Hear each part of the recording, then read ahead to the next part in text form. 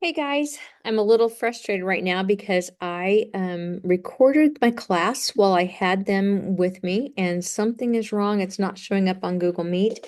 And so I'm starting over and I don't know what I did wrong, but I want to make sure I get lesson 2.2 to you guys soon so that you can get started with that. So with that, I want to share my screen with and we're going to talk more on functions. Oh, and by the way, I'm looking at your test. I've got them about half graded. I made a promise to Mineola that I would have them done by tomorrow. So I will make sure I have those ready for you guys. But so far they're looking great. So that makes me excited. So let's jump in today's lesson. It's today we're going to go ahead and talk about intervals that are increasing and decreasing. And when you do those intervals for increasing and decreasing, when you look at the graph from left to right, if it is like going uphill, then it's going to be increasing. If it's going to be downhill, it's going to be decreasing. And if it's going to remain the same, it's going to be constant. So really all they're saying on this is that they're looking from the 2 points like x1 to x2, and they're comparing that y value. So if the y value is going to be less than for y1 to y2, remember f of x is going to be the same as the y value. And that's how you're going to determine whether it's going to be increasing. If it's going to go down, it's going to be decreasing. So to do that, though, I want you to make sure you put on the intervals on your homework, that these are going to be the x values.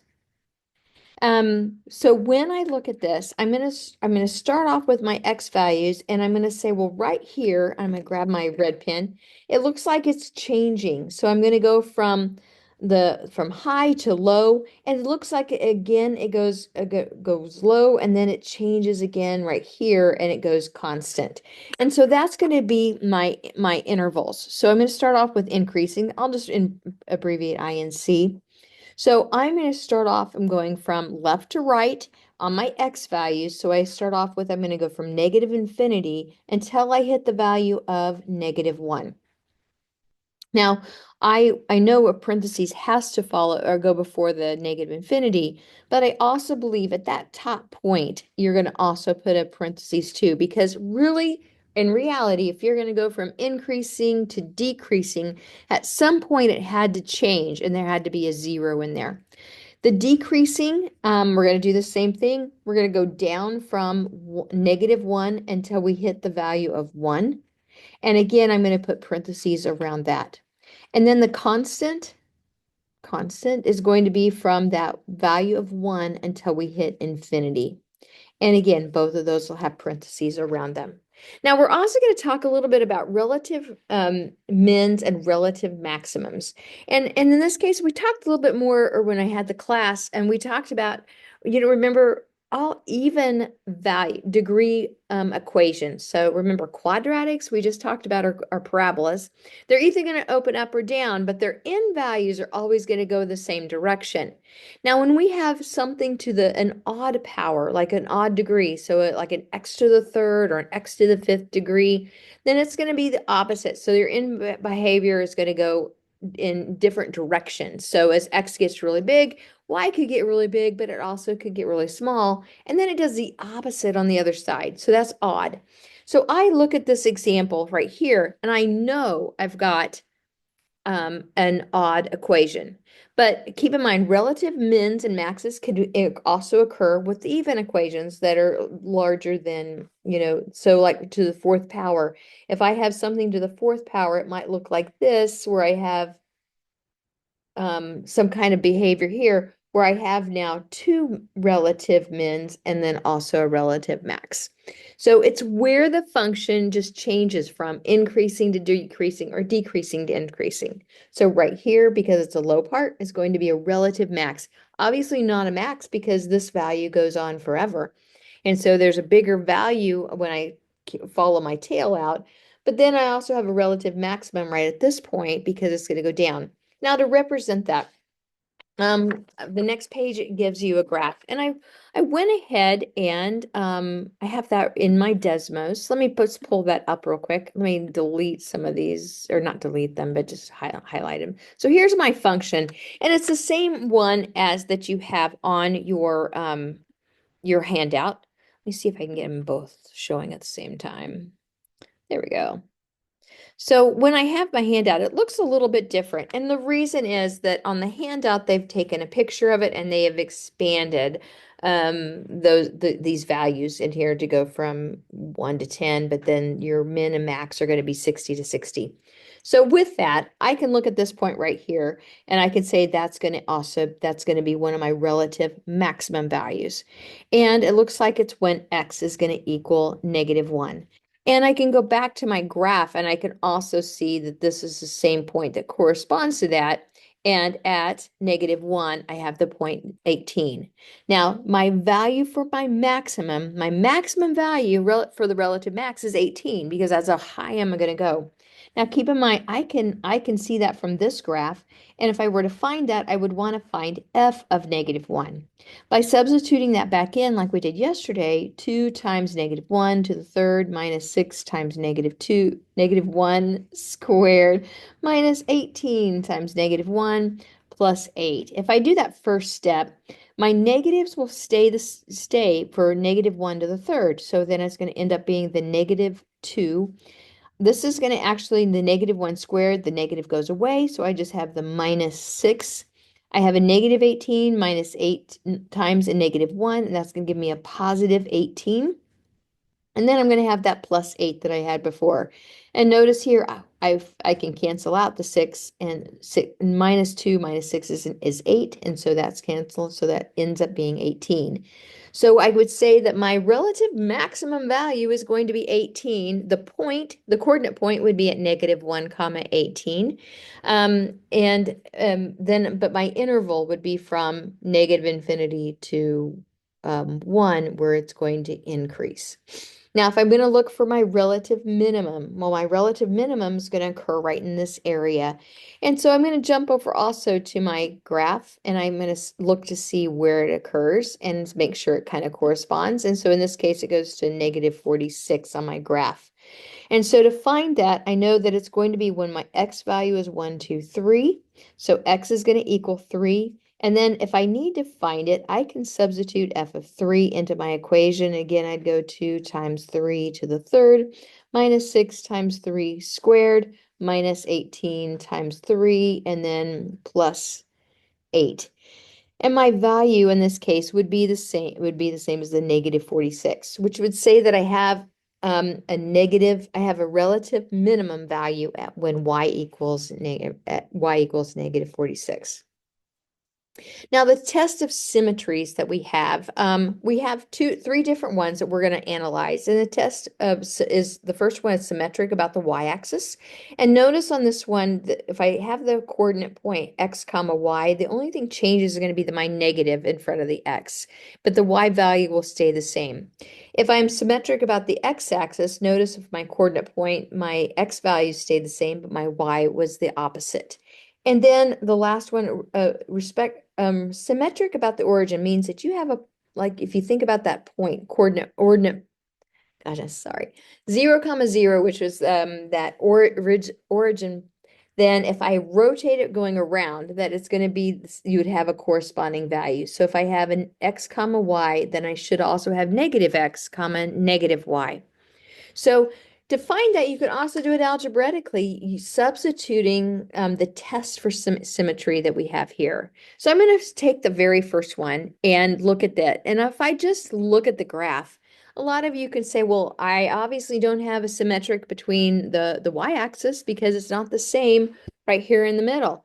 But there is symmetry then on the x-axis because that's what it looks like. It looks like a reflection of the x-axis.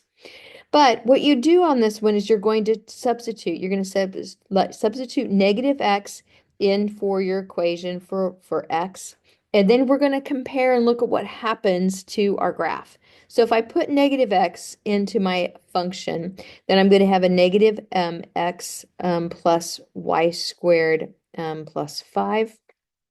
And in this case, I'm going to look for this and see how it changed my graph. If it changes your graph, then you have no symmetry.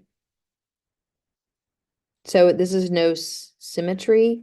And this one, since I put it in, would be for the y-axis. And notice I knew that kind of going into it.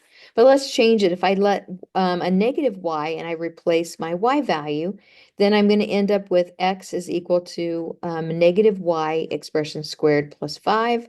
But then this was going to cancel out. So I have x is equal to y squared plus 5. And notice they're exactly the same as what I started with. And therefore, this was going to be yes. There is symmetry when I substitute negative y for about the x-axis.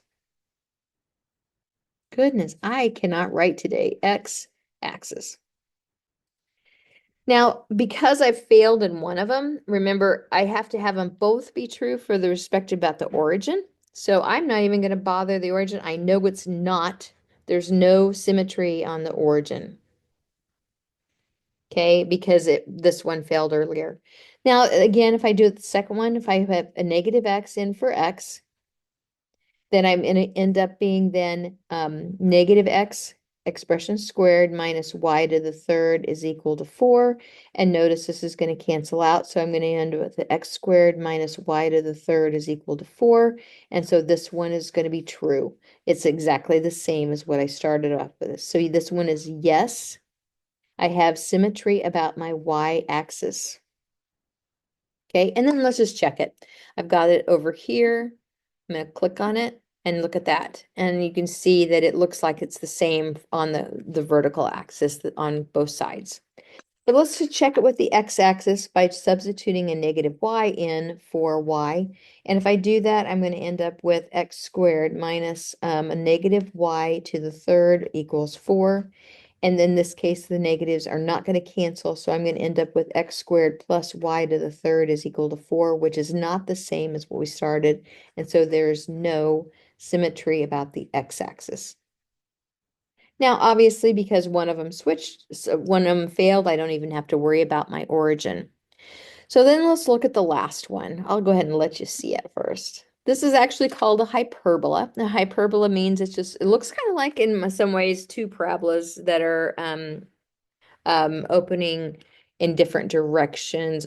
One's up and one's down. You can also have hyperbolas that open left and right. But in this case, if I substitute the negative x into my equation, then I notice on this one, I'm going to have y squared is equal to a negative x expression squared, plus 7. And that's going to give me y squared is equal to x squared plus 7 plus here. And therefore that is the same. So one, I have symmetry about the y-axis. And that makes sense. It looks that way. Then if I look at the next one, if I change a negative y into the x, then I'm going to also have then negative y expression squared equals x squared plus 7. And again, I'm going to have y squared is equal to x squared plus 7, which is exactly the same equation I started with. So there's also symmetry about my x-axis. And lastly, if I change both of them, so I'm going to have a negative y expression squared is equal to a negative x expression squared plus 7, and then solve, I'm going to end up with y squared is equal to x squared plus 7, which is exactly the same, and that tells me I have about the origin. Okay. Now, the next type of problems are dealing with even and odd functions. So I'm going to go ahead and scoot this over, put this here. So even and odd, the difference is that it has to be a function. And so keep in mind, if I look at my symmetric about the x-axis, obviously this is going to fail my function test because I can put a vertical line right here and it's not considered a function. So the only symmetry we will worry about will be those that are the even with respect to the y-axis, and then odd with respect to the origin. So if I'm considering an even function, it will be symmetric about this the y-axis. And also, if I substitute negative x into my equation, then I'm going to get f of x back. If I am about the origin, then it's going to be considered an odd function. And so it's going to be symmetric then about the origin. Now on these, I can just look. So in this case, does it look like I have symmetry about the origin? And you could say, if I pick this point, do I have one that's the opposite over here? And you would say yes. So this one is going to be an odd function. But you're going to have some that are going to be neither. In this case, it's not symmetric about the y-axis, nor is it symmetric about the origin. So this one is a neither.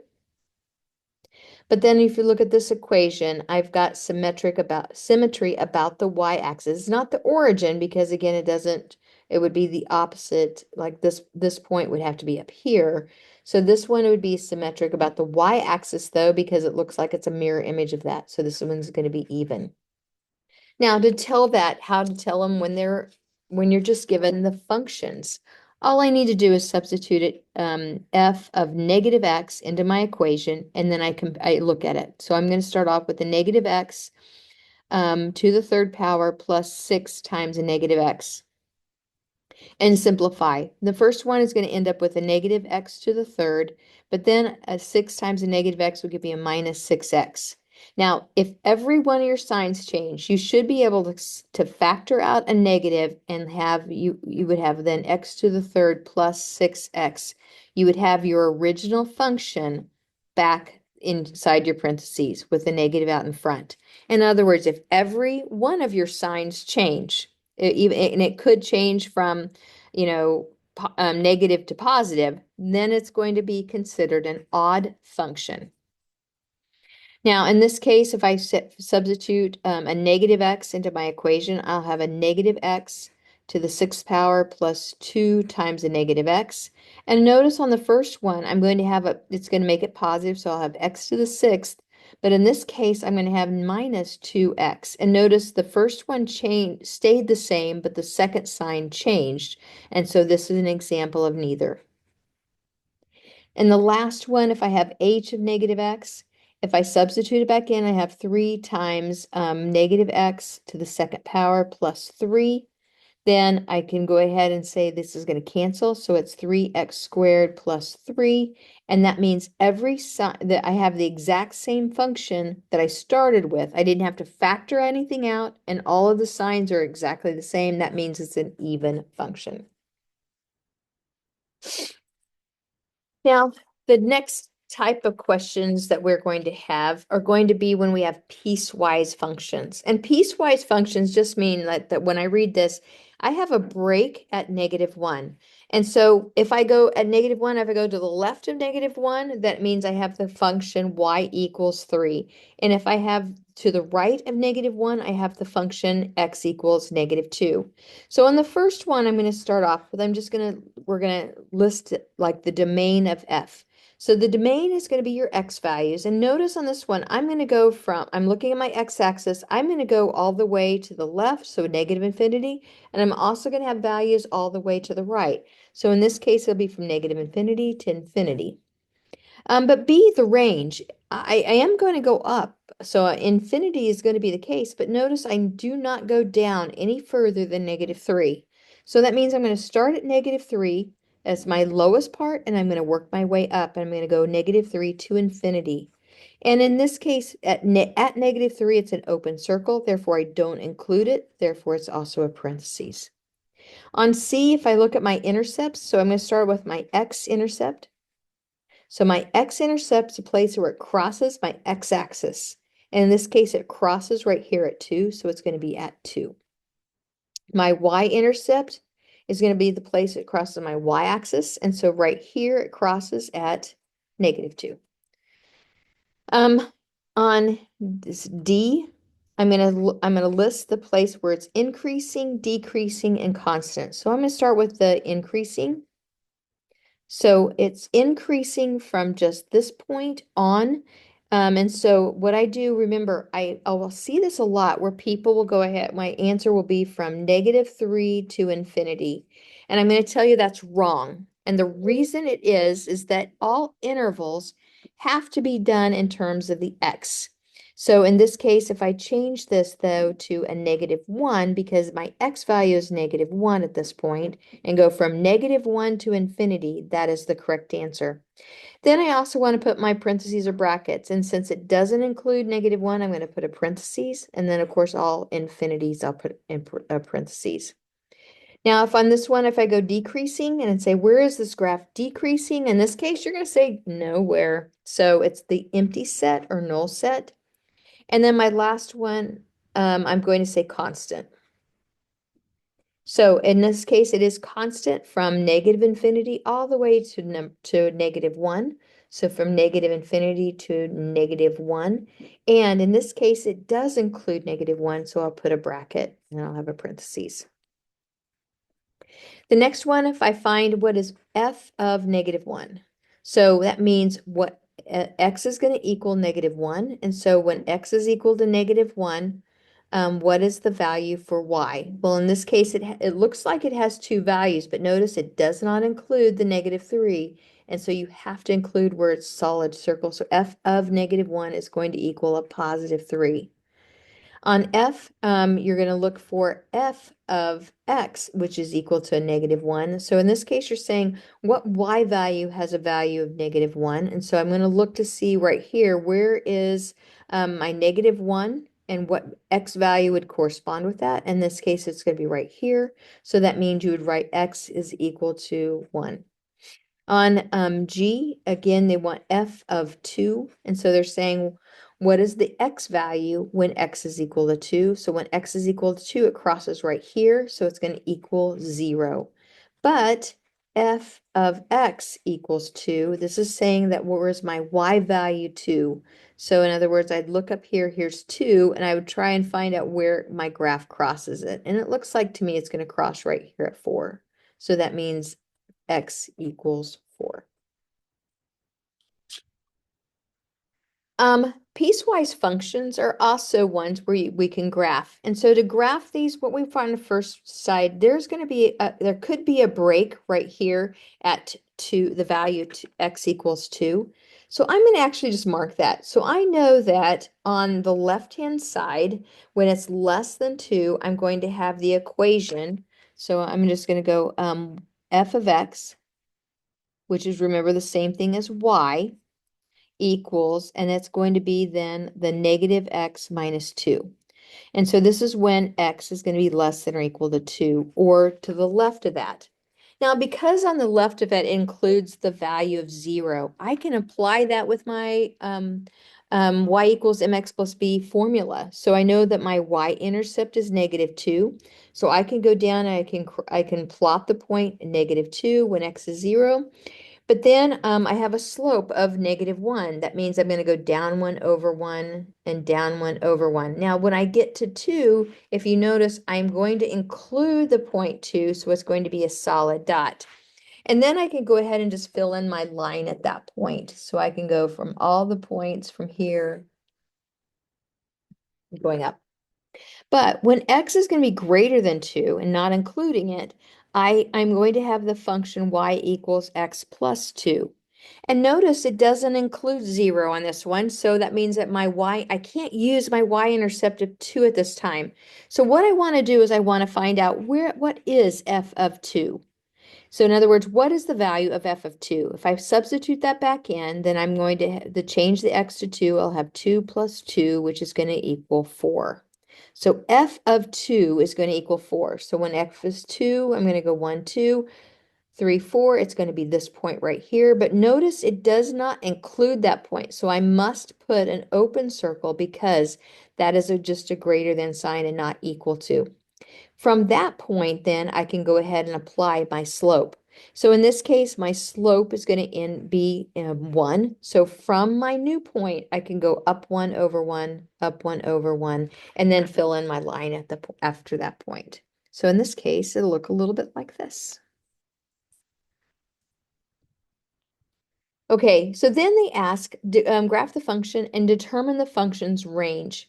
And notice on this one, I've got a range of my x values are all real numbers because I'm going to go in both directions on x. But notice the lowest value that I have is going to be right here. And so you might have to find out. This is going to be at x of 2. And remember, we may need to find f of 2 for this function as well. So I'm going to go -2 minus 2, and this value is going to be -4, and that does correspond with my graph here.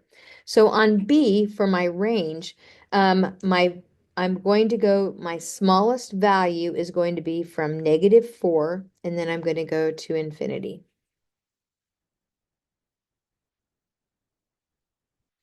And in this case, we will use your y value because I'm looking for my range. And that's the only time you use your y value is just on the range. Everything else, you will always use your intervals as x values. Notice I'm going to include that point, so I'll put a bracket, and then I'll have an infinity. Now, the last part is going to be using the difference quotient. And that's also, sometimes you might have seen, I wrote this before, average rate of change, rate AT. It's also like a precursor to some calculus. So those of you who are moving right along to calculus, you're going to see the average rate of change. This will look very similar to the formula for derivative. And a derivative is just a slope of an equation at any given point. And so that's why, on a line, the slope is constant all the way through. But if you think about a parabola, when we went, it opens up, it's going to be your slope at any of the particular points going on the first part of your parabola until you get to the vertex could be going down, and then it could change to go back up. So when you do the difference quotient, what we're wanting to do is we're starting off, we're going to substitute, we're going to have f of x plus h. Now that means that I'm going to replace the x with x plus every x with x plus h. So in this case, I'm going to have x plus h expression squared plus 2. So when I substitute this for the first part of it, I'm going to have my equation, my line. I'm going to replace the f of x plus h with x plus h expression squared plus 2. And that's going to be my first part. And I'll go ahead and bracket this one so you can kind of see. I just replaced this with x plus h expression squared plus 2. Now I'm going to subtract f of x. So when I subtract f of x, it's just my function. So I'm going to go ahead and go minus x squared plus 2. Okay, and this will be my second bracket that I went ahead and put in the brackets. Then I'm going to divide everything by h. Okay, so here's the thing. I'm going to go ahead and expand, and your goal will be this h on the bottom will be canceled out always. And if it didn't, you've made an error somewhere. So I'm going to start off with x plus h expression squared. Remember that's x plus h times x plus h. Okay, so don't forget that you're going to expand that out. So I'm going to FOIL this out. So I'll have x squared. I'm going to have plus xh. Then I'm going to also have a plus xh. But then I'm going to have my last term as plus h squared. But I also have this 2 that I don't want to forget about. So I'm going to go plus 2. And I also know that if I have xh plus xh, that's actually going to be 2xh. Then I'm going to distribute my negative in. So I'm going to have a minus x squared and a minus 2 all over h. And now I want to just simplify wherever I can. And notice my x squareds are going to cancel out, and so is my 2. And then I'm left then with 2xh plus h squared all over h. And notice I can simplify. I can take out an h from everything. And so by doing that, I'm left with 2x plus h. And that is going to be my answer of my difference quotient. And this is, again, a precursor, because what we do is we find that the derivative, the definition of a derivative is when it's the limit as h approaches 0. In other words, they're wanting to get that difference between the x values to be nothing. And they're saying, what is the slope at that particular point? And so by doing this is going to be the slope. Like I could put in 2x for my equation here on my parabola, and I could find the slope at any particular point along my graph of my parabola. It's pretty cool. So if you're in calculus or going to be in calculus, it's awesome. It'll be fun.